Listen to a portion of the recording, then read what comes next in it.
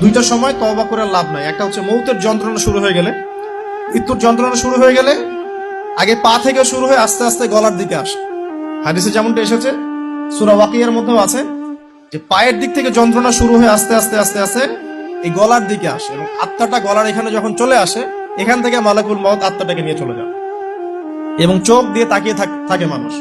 রুহটা চলে গেলে মানুষ চোখ দিয়ে তাকিয়ে থাকে, দেখবেন এই কারণে মৃত ব্যক্তি তাকিয়ে থাকে, চোখ খোলা থাকে।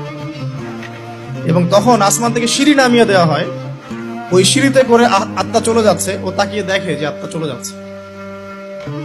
এবং মানুষ মারা যাওয়ার পরে চোখ জীবিত থাকে অনেকক্ষণ।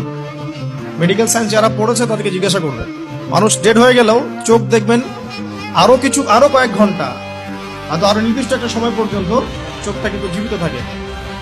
এই জন্য চোখ বন্ধ করে দিতে হয়। যাই হোক, যেটা বলছিলাম যে মৌতের যন্ত্রণা শুরু হয়ে গেলে তওবা করে লাভ নাই, তওবার দরজা বন্ধ।